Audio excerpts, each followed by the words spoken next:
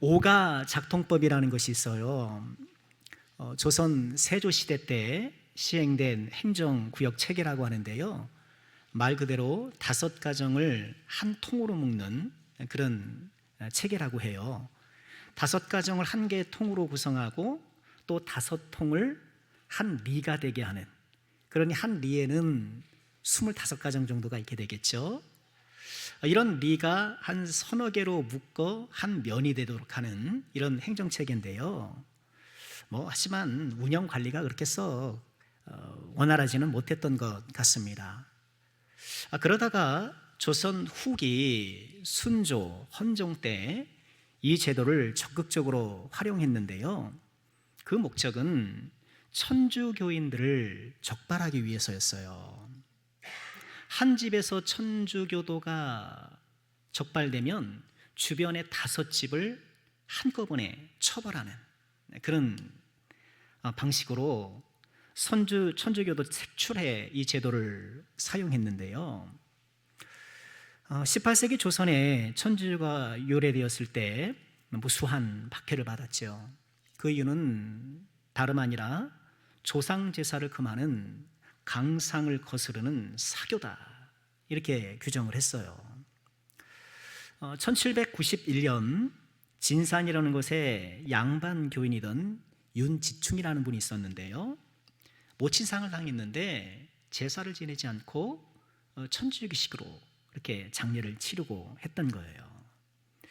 이 사실이 조선 조정에 알려지게 되었고, 결국 윤지충은 사교를 신봉하고 유포시켜 강상을 그르치게 하였다, 이런 죄명으로 처형을 당하고 맙니다.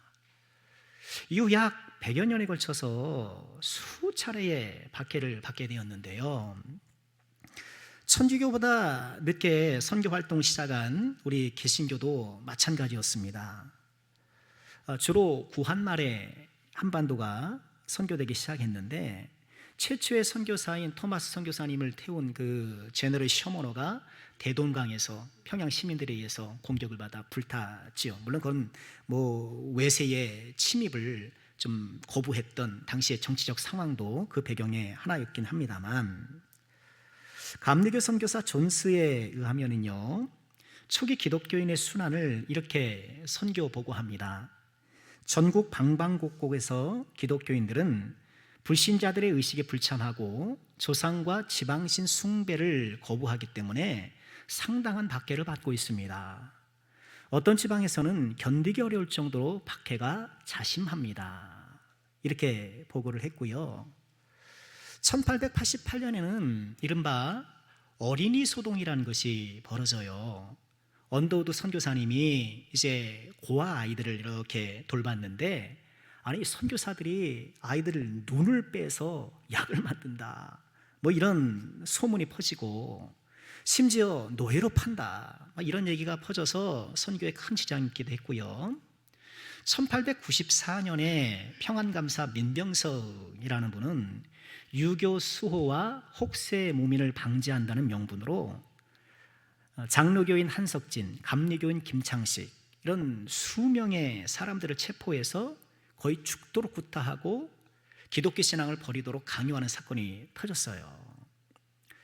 이에 평양에 주재했던 장로교 선교사 마태 선교사님이 미국과 영국 공사관에 연락을 해서 조선 정부에서 체포된 자들을 풀어주도록 이렇게 하기는 했습니다만, 다행히 우리 개신교 선교사님들은 이제 구한말에 의료사업, 교육사업, 이렇게 국가 개화사업에 많은 기여를 했기 때문에 정부 차원의 그런 박해는 없었지만, 그러나 지역사회에서 각 가정에서 엄청난 박해를 받았어요. 예수를 믿는 며느리들이 그냥 쫓겨나기도 하고, 그 이유는 말씀드린 것처럼 제사를 금하는 이런 불효의 종교라는 거예요. 기독교 불효 막심한, 조상도 몰라보고 그런 아주 사교다, 이렇게 사회적으로 낙인 찍어 박해를 했던 것이죠. 여러분, 그러나 우리 기독교만큼 효도의 종교가 없잖아요. 기독교만큼 효도의 종교가 없어요. 우리 하나님께서 주신 오고 가는 모든 세대가 지켜야 될 십계명의 말씀에 다섯 번째 뭐가 있어요? 부모를 공경하라는 계명을 딱 주신 거예요. 여러분, 십계명은 구약의 여러 율법들은 우리 신약 시대의 그 정신을 우리가 이어받지만 우리가 뭐 짐승제사하는 건 아니잖아요. 또 우리가 음식법에 우리가 구속되는 건 아니잖아요. 그러나 십계명만큼은 오고 가는 모든 세대의 모든 성도들이 지켜야 될 하나님의 말씀이에요. 계명이에요. 거기에 부모 공경을 딱 못 박아놓은 것, 우리 기독교가 얼마나 부모 공경하는 효도의 종교인가. 그리고 5월 둘째 주일인 이처럼 우리가 항상 어버이 주일로 이렇게 지키고 있잖아요. 모쪼록 오늘 어버이 주일을 맞고 있는데요, 우리 부모 공경의 신앙을 재정돈하고 또 부모님께 효를 다하는, 그래서 하나님께 영광을 돌리는 이 효도의 성도가 되기를 제 다짐하는 귀한 시간 되기를 주 이름으로 축원합니다. 자, 오늘 우리가 읽은 말씀도 부모 공경의 이 소중한 덕을 우리에게 말씀하고 있는데요. 자, 오늘 말씀을 통해서 우리에게 주시는 교훈을 잠시 묵상해 보고자 합니다. 첫 번째로 오늘 말씀은요, 부모 공경의 중요성을 말씀하시면서 이것이 옳다라고 얘기를 하셔요. 이것이 옳으니라. 우리 1절 말씀 보실까요? 우리 같이 읽죠. 시작. 자녀들아, 주 안에서 너희 부모에게 순종하라. 이것이 옳으니라. 부모에게 순종하라, 부모에게 공경하라고 명령하면서 그 이유가 뭐냐? 그것이 옳기 때문이라는 거예요. 옳기 때문이다. 이것은요, 부모 공경을 해야 되는 어떤 추가적 이유나 설명이 필요 없는 거예요. 옳은 일이기 때문에 그렇다는 거예요. 여러분, 이 옳다고 하는 이 선언은요, 자연 법칙은 이유를 들 수가 없잖아요. 여러분, 그렇죠? 해가 어느 쪽에서 뜨죠? 서쪽에서 떴습니까? 오늘은 동쪽에서 뜨잖아요. 해가 동쪽에서 떠요. 지구가 서쪽에서 동쪽으로 이렇게 자전하는 것 아닙니까? 맞나요? 방향으로 자전하잖아요. 왜 이렇게 자전을 하는가? 왜 해가 동쪽에서 뜨는가? 지구의 자전 때문이라고 그 원리를 설명할 수는 있지만 왜 그것이 그렇게 도는지는 알 수가 없는 거예요. 하나님께서 그렇게 정하셨기 때문인 거예요. 이처럼 자연 법칙 또는 창조의 질서는 이유가 필요 없는 거예요. 본래부터 그런 거예요. 왜 이렇게 지구가 자전을 하는가? 해가 동쪽에서 뜨도록 자전을 하는가? 제가 GPT에 물어봤거든요. 뭐라 그랬을까요? 요는 그거예요. 본래 그렇다는 거예요. 본래 그렇다는 거.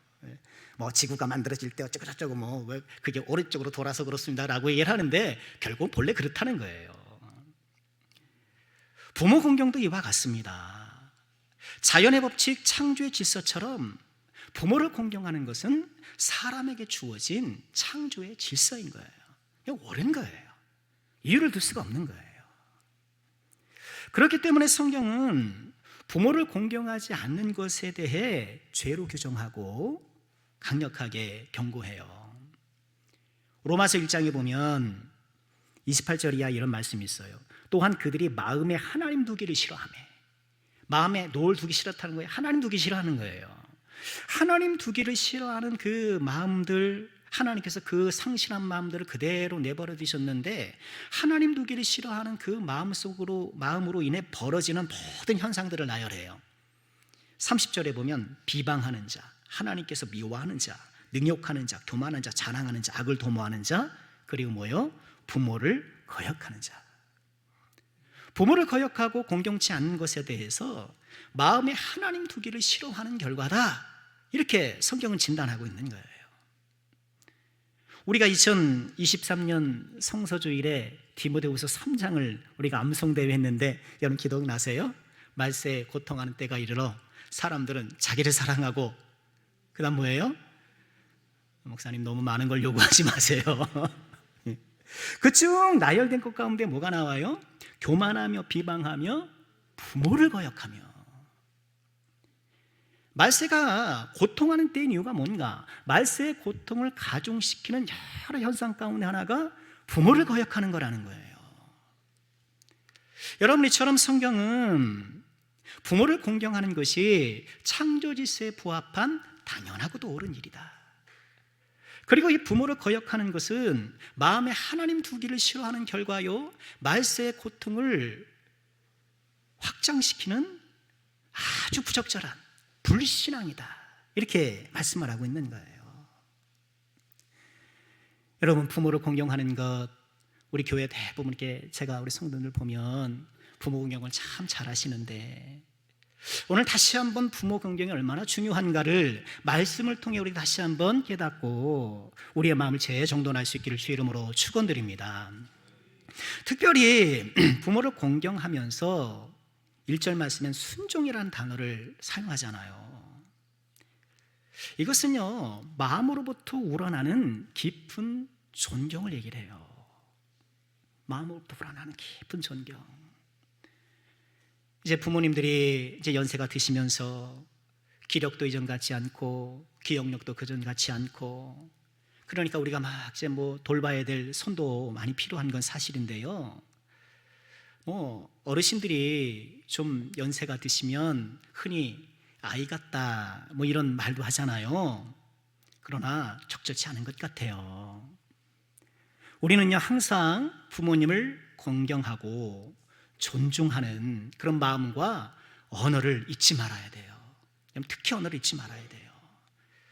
여러분, 그런 차원에서 요즘 어르신 다니는 거를 노치원 이렇게 이야기하는 경우가 있는데, 전 적절한 표현은 아니라고 봐요. 우리가 사용하는 언어는 직간접적으로 우리의 인식에 영향을 끼쳐요. 노치원 할 때 그 내 마음 보세요.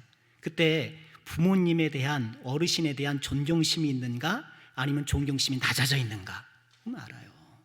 내가 사용하는 용어는 나의 인식에 영향을 끼치는 거예요. 복지센터라는 좋은 말도 있고, 그렇죠? 그러니 우리는 가급적 부모님을 가볍게 여기는 그런 언사는 우리가 삼가는 것이 또 효도의 한 부분이라고 봅니다. 자, 오늘 말씀에서 우리가 또 보게 되는 두 번째 교훈은요, 부모 공경은 약속 있는 첫 계명이라는 거예요. 부모 공경이 중요한 이유는요, 그것이 창조 질서의 한 부분일 뿐만 아니라 오늘 말씀에 따르면 약속 있는 첫 계명.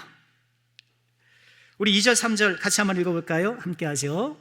내 아버지와 어머니를 공경하라. 이것은 약속이 있는 첫 계명이니 이로써 내가 잘 되고 땅에서 장수하리라. 이 첫 계명이라는 이 표현이 뭔가요? 잘 아시는 대로 10계명은 두 파트로 되어 있잖아요. 1계명부터 4계명까지는 하나님을 향한 이른바 대신계명이고, 다섯 번째부터 10번째까지는 사람과의 관계에 대한 계명으로 대인계명, 우리가 그렇게 부르잖아요. 이 대인계명의 두 번째 파트, 대인계명의 첫 번째 계명이 뭐라는 거예요? 부모를 공경하라는 거예요. 그런데 이 첫 번째라는 이것은 단지 대인계명의 첫 번째 순서다, 순서적인 첫 번째만이 아니고 가치적으로도 첫 번째예요. 물론 다른 뭐 여타 계명이 부모 공경보다 하위에 가치가 좀 중요성이 떨어지는 계명일 수는 없죠. 하나님 말씀은 다 중요하니까. 그런 뜻이 아니고요, 부모 공경 계명에 이어지는 살인하지 말라, 간음하지 말라, 도둑질하지 말라, 이런 모든 계명의 기초가 된다는 거예요. 시작이 된다는 거예요. 대인계명, 우리가 어떻게 인간관계를 풀어나가는가, 그로 말미암아 우리가 어떤 사회를 이루는가, 이렇게 내다보는 것 아닙니까? 이처럼 모든 대인관계와 그로 말미암아 형성되는 인간 사회의 기초가 뭐라는 거예요? 부모를 공경하는 거라는 거예요. 이른바 하나님의 축복이 가득한, 우리가 샬롬 가정 이름을 붙여봤는데, 샬롬 사회의 기초가 부모 공경이라는 거예요. 특히나 내가 땅에서 잘되고 장수하리라, 이 축복이 덧붙여져 있잖아요, 이 계명 말씀에. 이런 번영과 장수의 축복은 그러나 부모 공경 그 계명에만 붙어 있는 것은 아니에요. 신명기 4장 40절에 보면 이런 말씀이 있어요. 오늘 내가 내게 명령하는 여호와의 규례와 명령을 지키라. 너와 내 후손이 복을 받아 내 하나님 여호와께서 내게 주시는 땅에서 한없이 오래 살리라. 똑같은 내용이잖아요. 신명기 4장 40절에서는 번영과 장수의 축복을 어떨 때 주신다고요? 여호와의 규례와 명령. 이 전체 여호와의 규례 명령. 그런데 이 전체 명령에 따른 이 번영과 장수의 축복을 십계명과 오늘 말씀에는 어디에다 적용시킨 거예요? 부모 공경에 딱 적용시킨 거예요. 이게 뭐예요? 여호와의 규례와 명령을 지켜 행하는 이 이스라엘 이 사회가 되려면 그 시작이 뭐라는 거예요? 역시나 부모 공경이라는 거예요. 너무너무 중요한 거예요. 우리 사회가 바로 서려면 가정이 바로 서야 되겠죠. 그리고 가정이 바로 서려면 부모 공경이 기초가 돼야 돼요. 우리 가정이 어떻게 하면 이게 좀 일었을까? 그래, 내 자녀가 이제 뭐 좀 판검사가 되고, 그래서 우리 가문을 일으켜줄 거야. 뭐 돼야지요. 그렇게 해야지요. 그러나 우리 가문이 말씀 앞에서 일어나는 그 성경적인 기초는 부모를 공경하는 거예요. 부모를 공경할 때 가정이 바로 서는 거예요. 우리 자녀 교육 어떻게 하나요? 내가 수시로 훈계한다고 자녀 교육이 되는 게 아니에요. 우리가 학원도 보내야 되고 과외도 시켜야 되고 우리가 여러 가지 뒷바라지도 해야 되겠지만 가장 좋은 자녀 교육은 뭐예요? 부모를 공경하는 거예요. 이 순서 원리를 우리가 꼭 기억하기를 좀 축복하고요. 그런데 이런 질문이 생겨요. 부모님을 공경하는 것은 말씀드린 것처럼 해가 동쪽에서 뜨는 것처럼 너무나도 당연한 창조의 질서의 한 부분이고, 그런데 왜 하나님께서는 부모를 공경하는데 이처럼 축복을 약속하실까?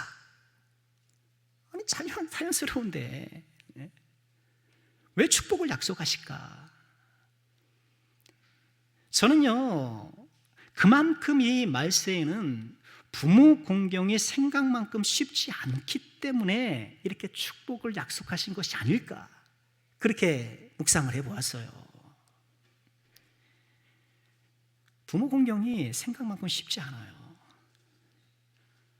두 가지 이유가 있다고 봐요. 첫째는 우리의 죄성 때문이에요. 우리가 죄인이기 때문에. 앞서 말씀드린 대로 마음에 하나님 두기를 싫어하는 우리의 본성, 말세의 고통을 가중시키는데 기여하는 우리의 죄성, 이런 우리 안에 있는 죄성 때문에 부모를 공경하기 어려운 거예요. 생각만큼. 여러분, 저도 오늘 말씀을 준비하면서 내가 어떻게 부모를 공경하고 있는가, 명절이나 생신 때 좀 용돈 좀 드리고 식사 대접하고, 여러분 그것으로 나의 공경이 다 된 것이 아니잖아요. 마치 그 정도 하고 내가 할 도리를 다 한 것처럼 스스로 위안 삼고 있는 것은 아닌가. 우리의 죄성 때문이고, 두 번째는요, 죄송하지만 부모님의 죄성 때문이에요. 부모님은 우리를 지극히 사랑하시는 것은 틀림없지만 또한 부모님도 죄인이거든요. 부모님 때문에 고통받고 있다는 사람들이 적지 않아요. 지난 시간에도 말씀드렸습니다만, 내가 내 자녀를 지극히 사랑한다고 해서 상처를 주지 않는다라고 자신하면 안 돼요. 부모님 때문에 평생 동안 마음에 큰 상처를 안고 이른바 마상을 부둥켜 안고 살아가는 사람도 있는 거예요. 엄하고 거친 아버지 때문에, 이기적인 부모님 때문에, 엄마의 거친 말, 상처 주는 엄마, 이런저런 사연들 때문에 오히려 부모님이 내 인생의 큰 짐처럼 느껴지는 그런 사람도 있을 수 있는 거예요. 여러분, 그런 분들이 계시다면 어버이 주일이 얼마나 힘들겠어요. 교회 목사가 효도해야 됩니다, 안 하면 안 됩니다 얘기할 때 그걸 모르나. 그러나 이 마음의 상처 때문에 오랫동안 골마하는 이 마상 때문에 쉽지가 않은 거예요. 부모님 생각하면 나도 모르게 미간이 찌푸러지고, 시편 27편 10절에 이런 말씀도 있어요. 내 부모는 나를 버렸으나 여호와는 나를 영접하시리니. 우리 인간 사이에 이런 일이 있을 수 있다라고 하나님 말씀하셔서 내 부모는 나를 버렸으나 여호와는 나를 영접하시리니.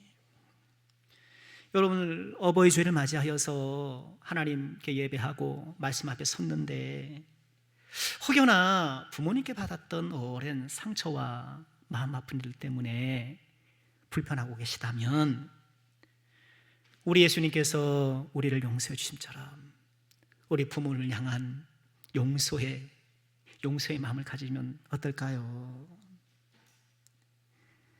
혹여나 내가 부모님이 원망스럽다 하더라도요, 생각해 보세요. 부모님 때문에 우리가 이 세상에 존재하게 됐잖아요. 그래서 내가 지금 사랑하는 사람들을 만나게 되었고 무엇보다 예수님을 만나게 되었어요. 그로 말미암아 우리가 영원한 천국의 복락을 약속받았어요. 혹여 나를 힘들게 했던 부모님이라도 이 다음에 우리가 천국 가면은요, 그 놀라운 축복과 복락 속에서 내가 부모님께 속상했지만 그래도 이렇게 나를 존재하게 해서 이 복락을 누린 거에 대해서 고마워해 될 거예요. 감사하게 될 거예요. 천국은 이 세상의 어떤 고통과 고난이라도 넉넉히 보상받을 수 있는 곳이기 때문에 그렇습니다. 부모 공경은 약속 있는 첫 경입니다. 땅에서 잘되고 장수하리라는 이 하나님의 축복이 담긴 소중한 말씀입니다. 이 말씀을 복되게 준행해서 이 하나님의 축복의 약속을 함께 누리는 우리 모두가 되기를 주님의 이름으로 축원합니다. 마지막으로 오늘 말씀을 통해 우리가 얻게 되는 교훈은요, 부모를 공경하되 주 안에서 공경하라라는 거예요. 주 안에서 공경하라. 근데 주 안에서 공경한다는 게 뭘까요? 먼저는 주님 안에서는 주님의 방식으로 이렇게 우리가 적용할 수 있을 것 같아요. 조선시대 우리 조상들은 부모를 공경할 때 유교 방식 안에서 했잖아요. 그러니 그렇게 제사지고 말면 고생했잖아요. 예, 그렇게 했잖아요. 그런데 우리는 부모를 공경할 때 어떻게 해요? 예수 안에서, 예수님의 가르침과 말씀의 방식 안에서 우리가 부모를 공경하는 거예요. 그렇기 때문에 우리는 부모님을 공경하고 순종해야 하지만 혹여나 부모님이 신앙생활을 하지 못하도록 할 때에는 하나님의 말씀과 어긋난 요청을 하실 때는 우리가 순종할 수 없는 거잖아요. 여러분, 그것 때문에 박해받는 사람들 얼마나 많습니까? 앞서 서두에 말씀드렸던 그 박해 원인도 사실 거기에 있는 것 아니겠습니까? 말 안 듣는다는 거예요. 왜요? 우리에게 정말 하나님 아버지가 계시기 때문에 그런 거잖아요. 그런데 또 이 주 안에서 공경하라는 이 표현은요, 주님의 방식대로 공경하라는 뜻과 더불어서 주님께 하듯 공경하라, 이렇게 우리가 적용할 수도 있어요. 지금 우리가 에베소서를 읽고 있는데요, 에베소의 전체 맥락을 보면 그래요. 앞선 단락에서 지금 그러니까 부모를 공경하라고 얘기를 했잖아요. 앞선 단락 5장 22절에 보면 아내와 남편들에게 어떻게 서로 관계를 맺어야 하는 걸 말씀을 하셔요. 그러면서 아내들이요, 자기 남편에게 복종하기를 어떻게 하라? 죽게 하듯 하라. 남편들도 마찬가지예요. 25절에 보면 남편들아, 아내 사랑하리를 그리스도께서 교회를 사랑하시고 그 교회를 위하여 자신을 주심같이 하라. 죽게 하듯 하고 주님이 하신 듯 하고, 이게 부부관계의 원리요 모범이라는 거예요. 부부관계도 그렇고 이 에베소서가 쓰여질 당시에는 종이 있고 상전이 있고 그랬잖아요. 주인과 종의 관계는 어때야 될까? 이어지는 5절에 보면, 6절 5절에 보면 종들아 두려워하고 떨며 성실한 마음으로 육체 상전에게 순종하기를 어떻게 하라? 그리스도께 하듯 하라. 눈가림만 하여 사람을 기쁘게 하는 것처럼 하지 말고 그리스도의 종들처럼 하나님의 뜻을 행하라, 이렇게 얘기를 해요. 지금 에베소서 전체 맥락에서 이 부부관계가 되었던 종과 이 상전의 관계가 되었든 간에 이 모든 관계의 원리와 모범 사례가 어디 있다는 거예요? 그리스도께 있다는 거예요. 그러니 부모님을 공경하는 부모 자식 간의 관계도 마찬가지인 것이죠. 우리는 부모를 공경할 때 주님께 하듯 하고 또 주님께서 하신 것처럼 해야 하고, 우리 예수님이 효자셨어요. 누가복음 2장 51절에 보면 이렇게 말씀을 하셔. 예수께서 함께 내려가사 나사렛에 이르러 순종하여 받으시더라. 순종하여 받으시더라. 여러분, 누가복음 2장 요 말씀 아시죠? 예수님이 12살 때 부모님하고 이제 성전에 갔다가 돌아가는 길에 아이고 예수님이 없어졌잖아요. 그래가지고 막 부모들이 막 사흘 동안 찾다가 어디서 만나요? 성전에서 만나잖아요.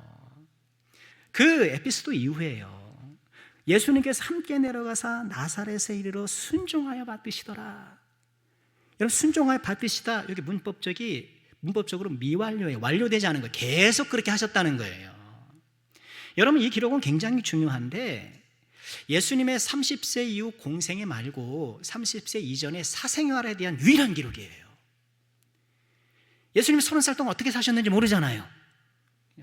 30세가 될지 어떻게 살는지 모르잖아요. 그런데 누가복음 2장 51절이 한마디로 얘기하는 거예요. 순종하여 받으시더라. 즉 성경이 소개하는 예수님의 공생애 이전 사생활은요, 한마디로 부모님을 공경하는 삶이었다는 거예요. 십자가 위에서 마지막 순간에 우리 예수님께서 제자들에게 무엇을 부탁하셨나요? 요한복음 19장 26절에 보면 예수께서 자기의 어머니와 사랑하시는 제자가 곁에 서 있는 것을 보시고, 지금 십자가에 매달려 있는 상태잖아요. 자기 어머니께 말씀하시되 여자여 보소서 아들입니다. 자기 보라지는 게 아니고요, 옆에 있는 예수님 지금 옆에서 함께 있는 요한으로 추정되는 그 제자를 보라는 거예요. 어머니, 이제부터 이 제자가 어머니 아들입니다. 또 제자에게 이르시되, 그 제자에게 이르시되 보라 내 어머니다. 내 어머니야. 이제 33살의 꽃다운 나이에 이제 십자가에 달려 돌아가신 그 예수님, 그 십자가 상에서도 지금 누가 마음에 걸린 거예요? 어머니 마리아가 마음에 걸린 거예요. 참고로 아버지 요셉은 일찍 돌아가신 것 같아요. 예수님의 공생애나 이외에 요셉에 대한 이야기가 전혀 없어요. 예수님이 태어나실 때 이야기는 있는데, 홀로 남겨진 어머니를 생각하면서 그 십자가상에서 제자에게 어머니를 부탁하는 거예요.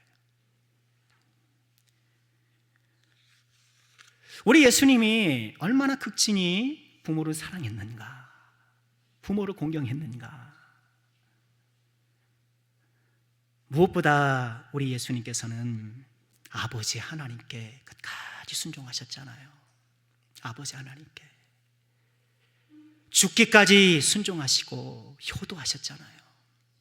육신의 부모님께, 아버지 하나님께 한결같은 효자셨던 우리 예수님, 우리도 이 예수님처럼 효자가 됩시다. 효녀가 됩시다. 마지막으로 부모 공경을 위한 작은 실천사항 하나를 말씀드리고 말씀 마치려고 해요. 엄마를 잃어버린 지 일주일째다.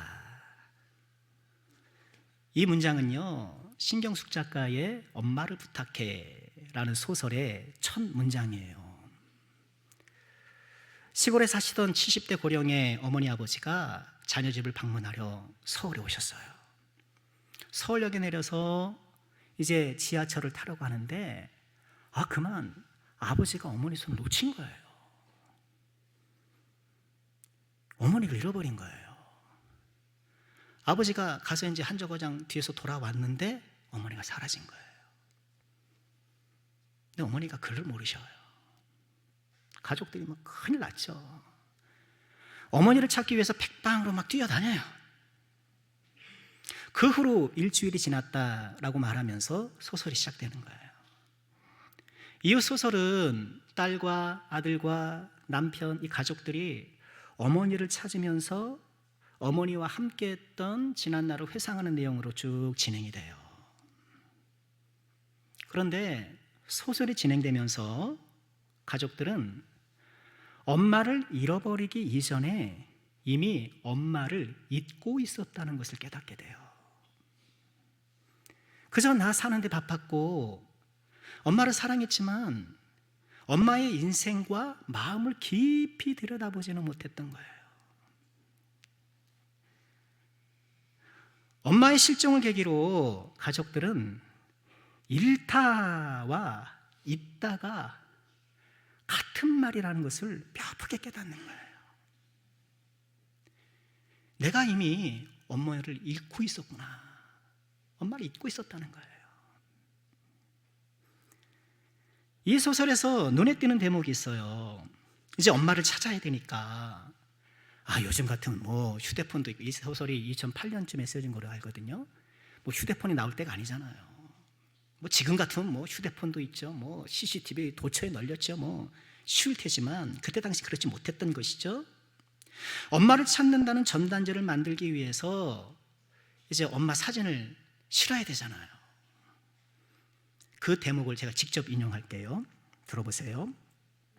엄마의 사진을 어느 걸 쓰느냐를 두고 의견이 갈라졌다. 최근 사진을 붙여야 한다는 데에는 모두가 동의했지만 누구도 엄마의 최근 사진을 가지고 있지 않았다. 어느 순간 엄마는 사진 찍는 걸 싫어했다는 거예요. 저도 그런데요. 뭐 엄마 사진이 없는 거예요. 엄마를 잊고 있었고 엄마를 잃고 있었다는 것을 상징적으로 보여주는 장면이라고 저는 봐요. 여러분 휴대폰에 누구 사진 있나요? 요즘 다 카톡 푸사하잖아요. 푸사, 그죠? 뭐 어르신들 뭐 푸사가 잘 모르실 줄 모르겠는데 카카오톡에 대표 사진들 있잖아요. 여러분 푸사에는 어떤 사진들이 있나요? 뭐 우리들 푸사 보면 뭔 못 먹고 죽은 뭐가 있나, 뭐 먹을 거 잔뜩 실려 있고, 어느 순간부터는 얼굴에 자신이 없어지니까 풍경 사진 또 요즘 날씨가 얼마나 좋아요. 꽃 사진, 뭐 어디 가서 뭐 좋은 곳에 간 사진들이 막 있고, 내 새끼 귀한 줄을 알아가지고 자식들 사진 쫙 있고. 부모님 사진이 있나요? 저도 말씀을 준비하면서 부모님 사진이 없더라고요. 그래서 서둘러서 어젯밤에 푸사를 부모님 사진을 올렸어요. 뭐 카톡 푸사에 사진이 있는 것이 뭐 큰 대수겠습니까만, 그러나 어쩌면 우리의 마음속에 부모님은 그렇게 잊혀져 있고 또 잃고 있는 것은 아니겠는가. 여러분 푸사에 누가 있나요? 그것이 나의 중심이에요. 어떻게 보면 나의 관심사예요. 여러분 푸사 한번 바꿔보시면 어떨까요? 부모님을 사랑한다고 하지만 그 마음을 깊이 들여다보지 못해요. 부모님이 무슨 음식을 좋아하시는지, 무슨 색깔을 좋아하시는지 어렴풋은 알지만 물어보면 딱 말하기 어려운 게 또 우리의 현실 아닐까요? 말씀 마치고자 합니다. 하나님은요, 우리가 하나님을 부를 때 아버지라 부르라고 허용하셨어요. 굉장히 독특하지 않습니까? 야, 나 아버지라고 불러. 그런데 우리는 그 호칭으로 육신의 아버지도 부르고 있잖아요. 내 육신의 아버지도 아버지, 하나님 아버지도 아버지. 그러니까 제가요, 아버지 위해서 기도할 때는 기도 속에서 언어가 막 충돌하는 거예요.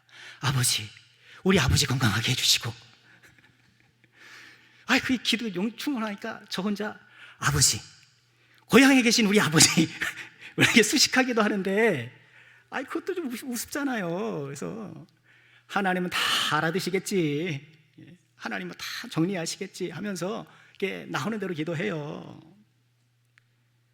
하나님은 우리가 육신의 아버지를 부리는 그 호칭으로 하나님을 부르도록 허용하셨어요. 왠가요? 내가 너의 진짜 아버지야. 내가 너에게 정말 아버지의 사랑을 베풀어 줄게. 이런 뜻이면서 동시에 무엇일까요? 육신의 아버지가 우리에게 얼마나 귀한가, 얼마나 존귀한 분인가, 우리에게 그렇게 말씀해 주시는 것이 아닐까요? 나아가 하나님은요, 우리가 육신의 부모님을 공경하는 것을 하나님을 공경하는 것으로 간주하시는 거예요. 내 부모를 공경하라. 이 계명을 준행하면 그 계명 준행하는 것이 결국 누구를 공경하는 거예요? 하나님을 공경하는 거예요. 내가 부모님을 공경하는 것을 하나님을 공경하는 것과 같은 것으로 간주하시고 거기에 축복을 주시는 분이신 거예요. 부모님을 사랑하고 또 부모님을 공경하는 우리가 되기를 다시 많은 우리 모두가 되길 주의 이름으로 축원합니다. 부모 공경의 믿음을 통해서 부모를 공경하고 이를 통해 우리 아버지 하나님을 공경하는 영육간의 효자, 효녀 우리 모두가 될 수 있기를 주님의 이름으로 축원합니다.